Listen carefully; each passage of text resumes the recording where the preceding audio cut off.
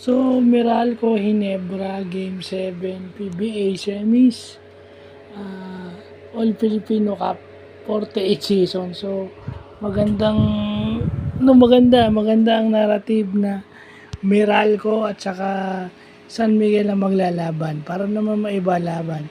Ang factor doon, well, not only Chris Banquero kasi given na yun. Para sa akin, magaling na player si Chris Banquero. Given Banquero.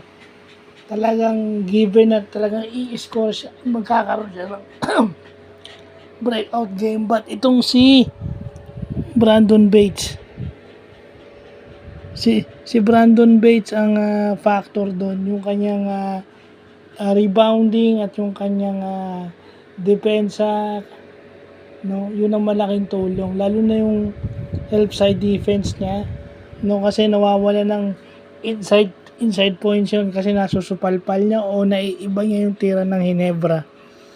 Well, yan ang kaibahan pag wala kang Justin Brownlee, kasi pag nagyan si Brownlee, ano lang yun, sigurado ko puro foul si Bates. Brownlee would just go to the free throw line. Brownlee would just shoot threes, would shoot free throws, would shoot mid-range. Ganun yun pag may Brownlee ka. Pag all Filipino, wala.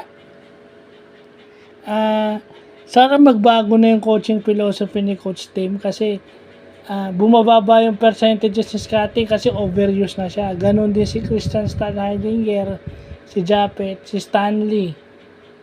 No, kahit si Pinto napapagod ng kada depensa. Even si LA napapagod na. I mean, LA is not getting any younger. Pag pinasok mo si LA, obligado pa rin siya pumukpok. So sana, as the season goes along, dahil alam niyang may mai-injured, bigyan niya na ng kumpiyansa yung mga dating player o yung mga players of the bench. Kasi malay mo, may players doon na may players doon na magko-contribute na pwede mo magamit.